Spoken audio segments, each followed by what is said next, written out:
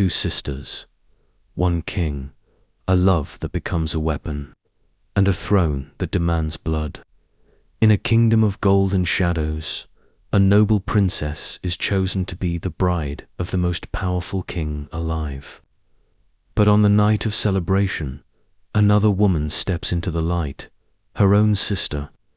What begins as a royal love story quickly twists into a storm of betrayal, passion, and deadly secrets. Every smile hides a dagger. Every kiss hides a lie. And when the crown becomes a curse, one question remains. Who will wear it when the night is over? Write the name of your city, the one you are leaving behind, as you now set forth toward the stone-built castle of ancient England. The night was quiet, yet the air inside the royal chamber was trembling with unspoken anticipation. Juliana Rosthron sat at the edge of the grand canopy bed, her heart pounding against her ribs like a drum. It was her wedding night. For years, she had dreamed of this moment, to walk through the palace as its queen, to wear the crown, to hold the title every noblewoman in the kingdom secretly desired. Tonight, that dream was no longer a fantasy. She was no longer just the daughter of the Rostron family, respected yet far from the royal bloodline. Now, she was Queen Juliana, wife to King Vesely-Arthur, ruler of the realm. Her lips curved into a soft, proud smile. The candlelight danced across her delicate features, highlighting the jewels in her hair and the shimmering white gown that hugged her graceful figure. She could feel the weight of her crown, but it was not heavy, it was glorious. Her heart whispered over and over again, "I am the queen." Every heartbeat echoed with excitement and a strange, almost childlike joy. She imagined the king entering any moment, his strong hands taking hers, his voice softening just for her. She imagined love, warmth, and a night that would seal their bond forever. Then the door creaked. Her head turned instantly. The sound was soft, but in her ears it thundered. She rose from the bed, smoothing the folds of her gown, and stepped forward with a welcoming smile. The tall figure of King Vesely-Arthur entered the chamber. But something was wrong. His face was shrouded in deep, unreadable seriousness. There was no joy, no tenderness, no trace of the happiness she had seen in his eyes during the ceremony earlier that day. Still, Juliana's smile didn't falter. She moved towards him and lowered her gaze respectfully. "Your Grace," she said gently, her voice trembling with devotion, "I am here, for you." She was ready to give him everything, her loyalty, her heart, her body, her life. Her hands reached for the small golden clasps at the front of her gown. Slowly, she loosened them. The heavy fabric slipped gracefully from her shoulders, revealing the soft curve of her collarbone and the delicate lines of her neck. Her eyes searched his face, waiting for some flicker of desire, of admiration. But the king remained silent, his gaze unreadable. Her smile wavered. Then, before she could ask, the door creaked open again. Juliana's heart lurched. She instinctively clutched her gown, pulling it back around her as her eyes darted to the entrance. The figure that stepped inside made her blood run cold. It was Cicely Rostron, her younger sister, equally beautiful, equally young. Her hair gleamed like silk in the candlelight, her gown hugging her slender figure as she walked forward with an air of confidence that felt almost like arrogance. Juliana's breath caught. "Cicely, what are you doing here?" Her younger sister didn't answer. Instead, she walked right up to King Vesely and took his wrist in her delicate hand. The king turned to her with a slow, approving smile. Juliana's chest tightened. Her heart began to pound in a way that was no longer sweet or excited. It was painful. "What is this?" she whispered, her voice breaking. This This is our wedding night. Why is my sister here? And why is she?" She glanced at their joined hands, "holding you like that?" The king's gaze shifted to her, and his words were like a blade sinking deep into her heart. "Marrying you was the greatest mistake of my life," he said coldly. "I was never truly yours. Sisley makes me happy in ways you never could. Tonight, I will be with her. She is the one I choose to give my nights to. And my love?" Juliana froze. Her lips parted, but no words came out. She could barely breathe. The king turned to Sisley, his hand tightening around hers. Without shame, he guided her towards the bed that was meant for his queen. Juliana's knees weakened. She wanted to scream, to run, to tear herself away from the nightmare unfolding before her eyes. Her voice finally found its way out, trembling and raw. "Please, don't." But he didn't listen. Juliana's vision blurred with tears. She shut her eyes tightly, unable to watch as her husband, the man she had just vowed to love, leaned towards her sister. She could hear them, the whisper of fabric, the sound of the bed shifting. Her heart broke, not in silence, but in 1,000 loud, shattering pieces inside her chest. She tried to move towards the door, but suddenly his grip was on her wrist, firm, commanding. "My guards are outside," he said sharply. "No one will know what happens here. This marriage is for the sake of the kingdom, Juliana. You will give me a child, but my heart will always belong to your sister." Her breath hitched. The words stabbed deeper than any blade could.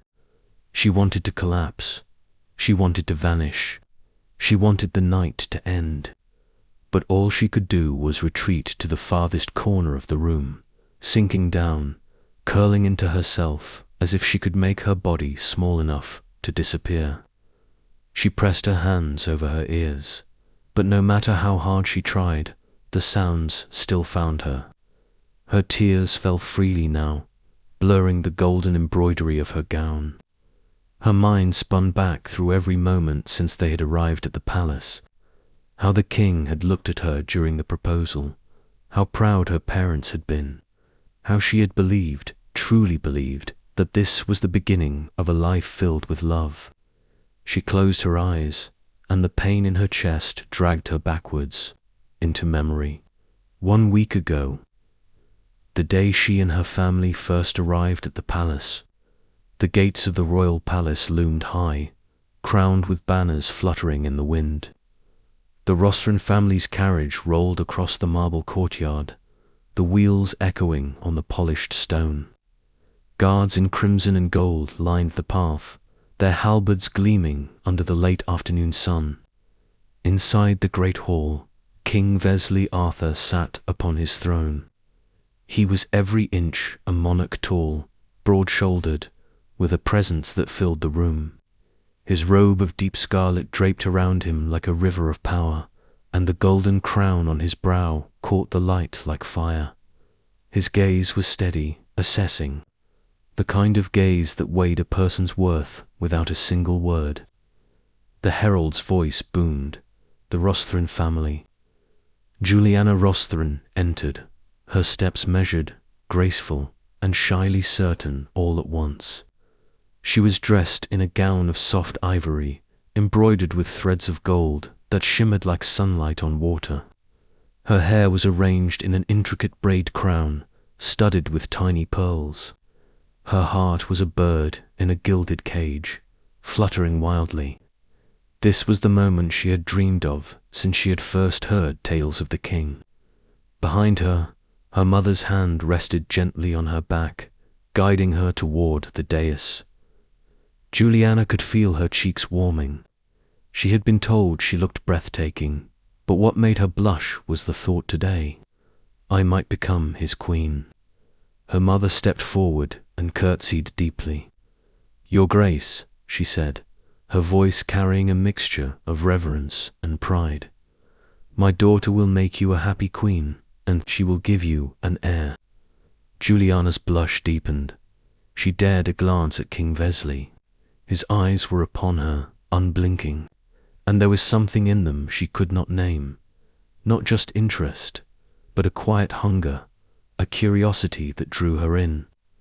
She quickly lowered her gaze, her lips trembling with the hint of a smile. The king rose. The hall seemed to hold its breath. He descended the steps of his throne with deliberate grace, each footstep echoing in the vaulted chamber. Juliana's breath caught as he stopped before her. Without a word, he reached for her hand. Her fingers trembled in his palm, but he held them firmly, not harshly, but with a possessive certainty. He lifted her hand to his lips and kissed it. The kiss was brief, but it sent a wave of heat to her cheeks.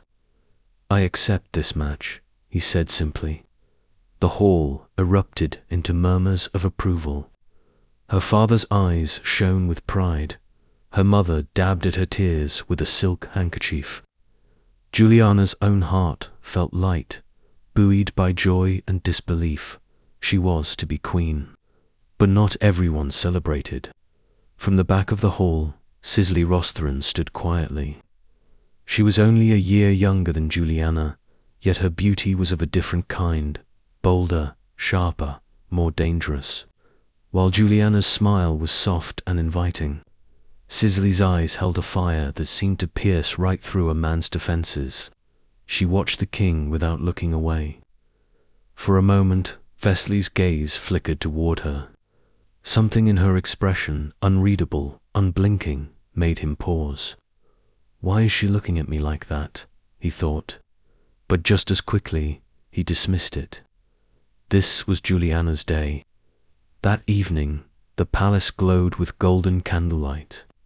In the grand courtyard, preparations for the betrothal ceremony filled the air with laughter and music. Juliana sat in her chamber, her mother fussing over the final touches of her attire, while courtiers moved about, carrying trays of wine and garlands of flowers. King Vesley left his private chambers to join the celebration. The corridor ahead was dimmer, quieter than the bustling courtyard beyond. Halfway down the passage, a sudden grip on his arm pulled him aside, firm, urgent. He turned sharply, startled. It was Cicely. The younger Rostheron sister stood before him, her body framed in the shadows of the torchlit hall. She wore a gown unlike anything a modest guest should have, deep wine-red silk that clung to her curves, the neckline scandalously low, revealing the soft rise of her chest. Her dark hair spilled over her shoulders, and the faint scent of jasmine lingered between them. For a heartbeat, neither spoke. Vesley's voice was low, cautious. "Why have you stopped me? Your sister's betrothal ceremony awaits. Come, let us join them."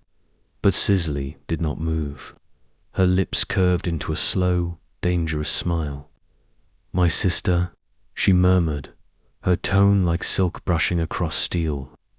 "Tell me, Your Grace, what is it in her that makes you choose her over me?" She stepped closer, her eyes never leaving his. "I am younger, more beautiful, and unlike her. I know what men truly desire." The king stared at her for a long moment, weighing his words. "I have made my decision," he said at last. "I will marry Juliana." "Will you?" Cicely's smile deepened. "Even if I told you, I would give you anything." She moved closer still, until her perfume was in his breath, her presence wrapping around him like a spell. Her voice dropped to a whisper. "Think carefully. I would do everything for you." For the first time that day, King Vesley felt his resolve waver. The memory of Juliana's shy smile flickered in his mind, but so did the heat in Cicely's eyes. He forced himself to step back, breaking the moment. "I must go," he said, his tone clipped. Without another word, he turned and strode away toward the music and laughter. The courtyard roared with applause as he emerged. Juliana's face lit up the instant she saw him. Her hands trembled as he took his place beside her, the priest beginning the rites. But though he stood at her side, his mind was not entirely there. Sisley's words, and the way her gaze had devoured him, lingered like a shadow behind his eyes. As he slipped the ceremonial ring onto Juliana's finger, he glanced up, and across the courtyard, Sisley stood in the crowd, her smile wicked, her eyes locked on his. She lifted her glass in a silent toast, not to the happy couple, but to herself. The king's heart tightened, for though the night belonged to Juliana, a seed had been planted, and it was Sisley who had planted it. The great dining hall glimmered under the light of 100 candles.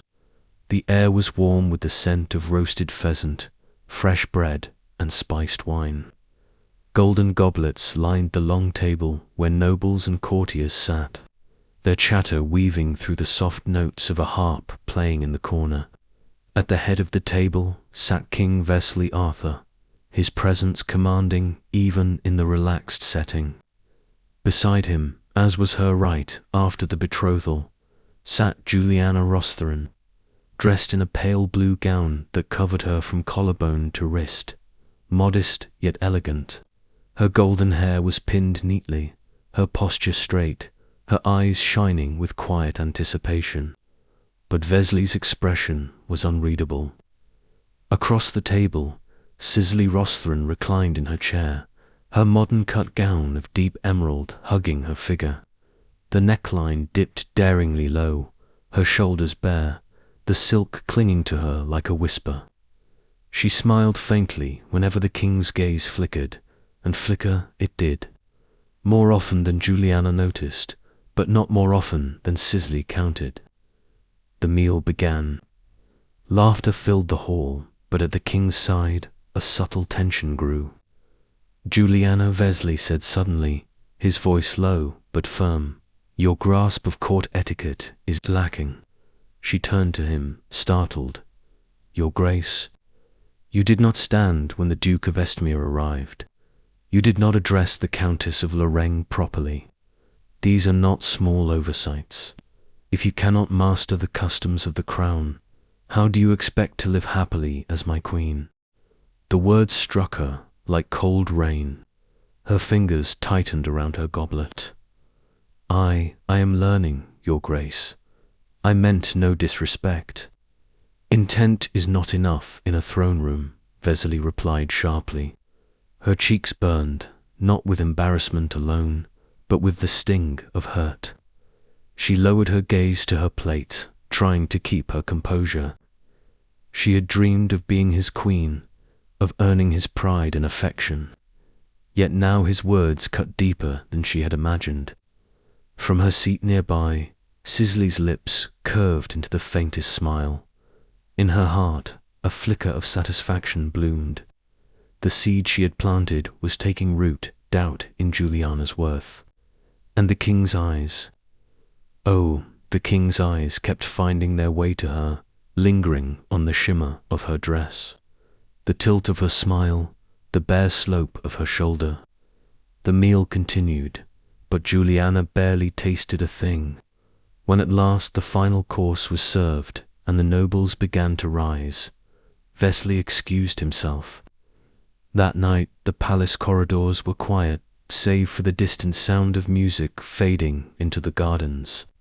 Juliana sat in her chamber when the door opened and Vesely stepped inside. In his hand he held a small velvet box. "I have something for you," he said, his voice softer now. She rose, her heart lifting despite the sting of their earlier exchange.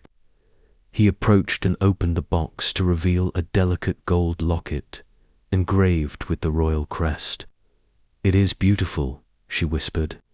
He moved behind her, fastening the chain around her neck, his fingers brushing the curve of her collar. "It suits you," he murmured, leaning closer. His breath warmed her ear. "You are beautiful, Juliana." Her cheeks flushed as his hand lingered at her shoulder, then slid slowly down her arm. He turned her to face him, his gaze dark with desire. "Your Grace," she began, but he silenced her with a kiss at the edge of her jaw. She drew back slightly, her heart pounding. We should wait. The wedding is only 4 days away. It would not be proper." His eyes narrowed, his voice hardening. "Proper? You are delaying me for propriety. How will you give me a son if you shy away from your husband's touch?" Her chest tightened. "I will give you a child, Your Grace, gladly, but not yet. Not before the vows. Please wait."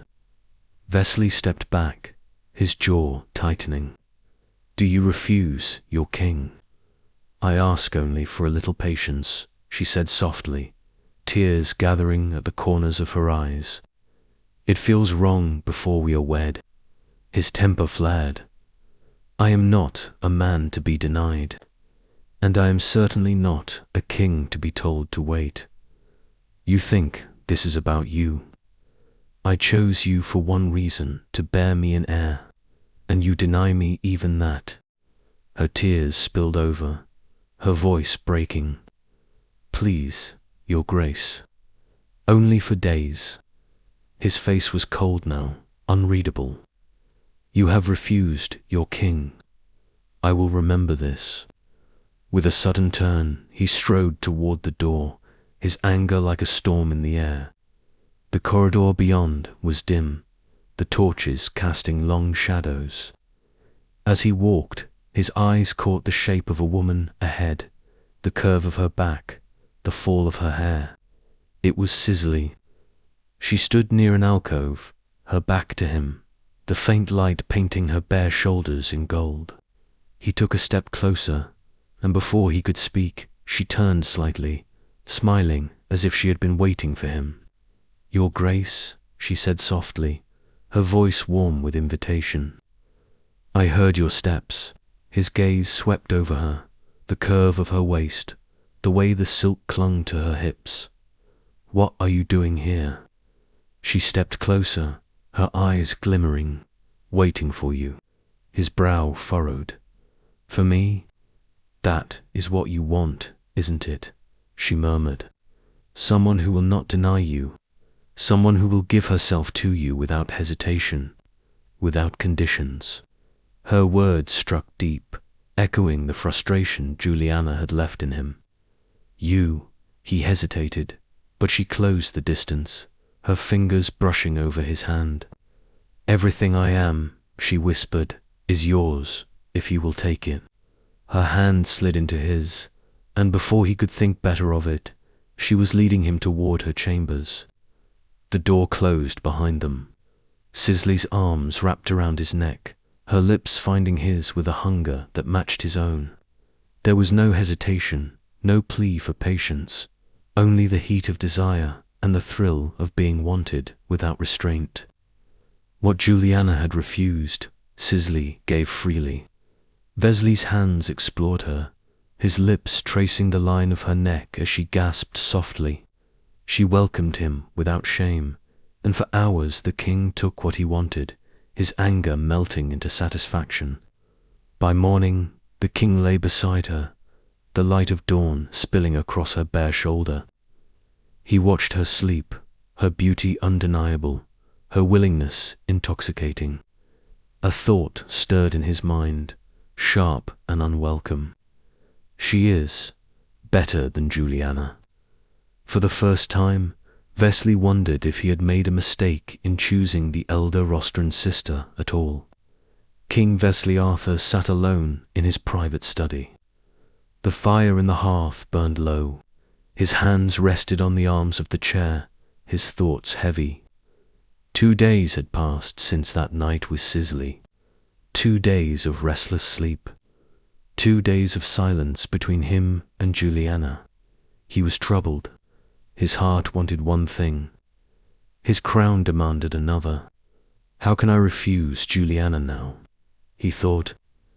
The court knows we are betrothed. The kingdom expects it. I am known as a noble and kind king. not a man who breaks his word. To break the engagement would mean scandal. It would mean whispers in the court. It would mean doubt in the hearts of his people.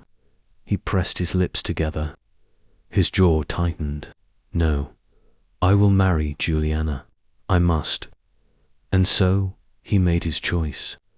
He placed a stone over his heart, locking his feelings away. 2 days later, the palace was alive with celebration. Banners of gold and blue hung from the walls. The great hall shone with candlelight and the sparkle of jewels. Juliana wore a gown of ivory silk. The train followed her like a river of light. Her hair was adorned with pearls and white roses. She looked every part a queen. When she walked down the aisle, her eyes searched Wesley's face. He smiled not the smile of passion, but of duty. She told herself it was enough. The vows were spoken. The rings were placed. The court cheered as they were declared husband and wife. The feast that followed was grand. Laughter filled the air. Wine flowed. Music played. By the time the night drew to a close, the guests departed, and the couple prepared to retire. Juliana stepped into the bridal chamber, her heart fluttering. But before she could speak, there was a knock at the door. A servant bowed low. "Your Majesty," he said, "this was given to me to deliver to you, urgent." He held out a folded piece of parchment. Juliana took it, puzzled. The handwriting was delicate. The words were sharp. "I am waiting in the back chamber. You betrayed me." Sizzly, her breath caught. Her fingers trembled. She read it again, certain she had imagined it. Wesley found himself walking down the dim corridor moments later. The celebration still echoed faintly from the great hall, but here it was quiet, heavy. He opened the door to the back chamber. Cicely stood there, her emerald gown replaced by a silk robe, her hair falling loosely over her shoulders. Her eyes burned, not with softness, but with fury. "You married her," she said. Her voice was low, trembling with anger. "You promised me." "I could not break the engagement," Wesley said quickly. "You know what that would mean? The scandal, the shame. I am a king, Cicely, my people." "I do not care about your people," she snapped. Her voice rose. "I care about what you and I had. You said you wanted me. You said you needed me." "I still do," he said, stepping closer. His voice was rough. "I am yours, Cicely. I always will be." She looked at him, her eyes glistening. Then she shoved him back. "If that is true," she said, her tone like ice, "then tonight you will prove it." His brow furrowed. "Prove it?" "Yes," she said. "You will take me in front of her. You will show Juliana she means nothing. I have waited my whole life for this moment." Wesley stared at her. "That is madness." "It is justice," she hissed. Her eyes flashed. "Since we were children, she has had everything. The attention, the praise, the love. Everything I ever wanted was given to her. She was the perfect daughter, the perfect sister. I was nothing. Do you know what that feels like? To live in the shadow of someone who never deserved it?" Her breath was fast now. Her hands clenched. "I hate her, Wesley. I hate her with every part of me. And tonight, you will help me destroy her." Wesley was silent for a long moment. Her words sank deep into his mind, and slowly he nodded. Juliana sat in the bridal chamber, waiting. The fire flickered low. She thought of the vows they had spoken, of the promises they had made. She wanted this night to be perfect. The door opened. Her heart leaped and then froze. Vesely entered, but Cicely was with him. Her sister's robe hung loosely from her shoulders. Her smile was slow, triumphant. The night passed in silence for Juliana. She sat there until the sky turned pale with dawn. She could hear the muffled sounds from the bed, the laughter, the whispers that should have been hers. When morning came, Cicely rose from the bed. She was radiant, her smile bright with victory. She walked to Juliana, who still sat motionless, her eyes swollen from crying. Cicely leaned close, her voice low but sharp. "Now your only duty," she said, "is to bear his children. I will take everything else, his heart, his time, his nights. Soon I will take the crown as well." Her smile widened, cruel and sweet. "And when I am done with you, I will have him order your banishment or your execution, whichever I find more fitting." She straightened, her robe slipping slightly from her shoulder, a deliberate gesture. Then she turned and walked away, leaving Juliana alone. Juliana's tears fell again, but this time, somewhere deep inside her, a small flame began to burn. Night after night, the same cruelty unfolded. King Vesely would enter Juliana's chamber, but he was not alone. He always brought Cicely. Juliana would rise from the bed and move to the corner, silent. She would wrap her arms around herself, turning her face away. She would wait until morning. At first, she wept every night. The pain cut through her chest like a blade. The sight of her sister with her husband was unbearable. But slowly the tears dried. Slowly her heart began to harden. Vesely's face no longer stirred the same ache in her. "This is the man I once dreamed of," she thought. "A man who uses two sisters without shame." A month passed this way, a month of quiet suffering, a month of watching her marriage rot before it had even begun. Then one evening, a servant came rushing to the king's chambers. "My lord," he said breathlessly, "Lady Cicely wishes to see you. She says it is urgent." Vesely went at once. Cicely stood by the window, her hands resting on her stomach. Her eyes gleamed. "I have news," she said softly. "I am going to be a mother." The words struck him like thunder. He stared at her. "You are certain?" "Yes," she said, her smile widening. "I carry your child." Vesely stepped closer, uncertain how to feel. But Cicely's joy quickly shifted to something sharper. "Now," she said, "it is time.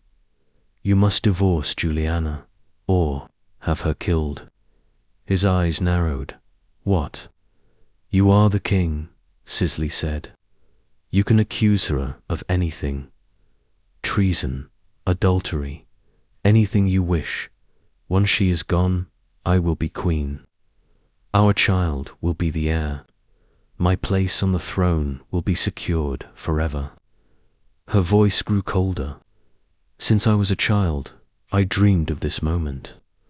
All my life, she has had what should have been mine. The dresses, the praise, the love. Now I have taken from her the one thing she thought was untouchable, her husband." She laughed lightly. "It is over for her, and soon it will be her life that ends." Neither of them saw the figure standing in the hallway.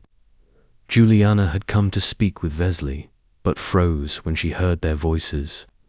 She stood perfectly still, her heart pounding. Every word cut into her like a knife.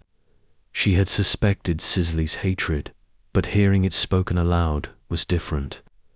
Her fingers trembled. Her eyes filled with tears. Still, she did not move. Inside, Vesely's expression shifted. The smile on Cicely's lips vanished when she saw the hardness in his eyes. "You are a greedy woman," he said, his voice low but dangerous. Yes, I was tangled in your beauty. Yes, I was drawn into your fire. But the truth is, this Juliana is my true wife. You are only my mistress. Cicely's eyes widened. She tried to speak, but he stepped closer. The child you carry will not be heir to my throne, he said sharply. Even if it is mine, I will take it from you. But you will never be queen. Her breath caught. You cannot. I can, he interrupted. You made the mistake of giving yourself before you wore the crown. That is why you will never wear it.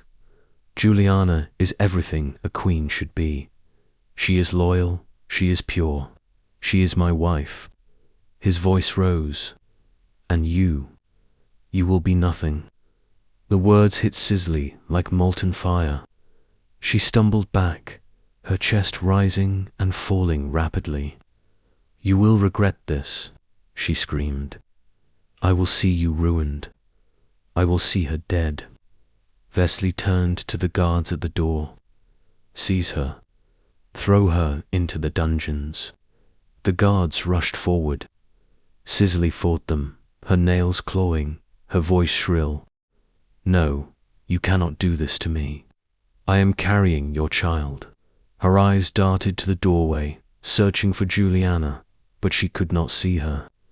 I curse you both. I curse you, sister. The guards dragged her out. Her cries echoed down the corridor until they faded into the depths of the palace prison. Juliana still stood outside the door, frozen. She had heard it all. She had seen the guards drag Cicely past her, screaming her name. Tears welled in her eyes, but they were not for her sister. They were for herself, for the love she had dreamed of, for the marriage she had imagined. Now she knew the truth. King Wesley would come to her. He would speak sweetly. He would tell her she had won. But what had she really won? A man who had humiliated her, a man who had destroyed her sister's soul. Was that love? Was that the man she had once prayed for? She closed her eyes, taking a deep breath. No. When Wesley's footsteps finally approached, she turned and walked away. She did not wait for him to speak. She did not look back. Through the palace gates she went, down the stone steps, past the guards who bowed but did not stop her. She walked into the cool night air. The wind caught her veil and lifted it gently, as if bidding her farewell. Somewhere far away, there would be a place where her heart could heal. She would go there. She would never return.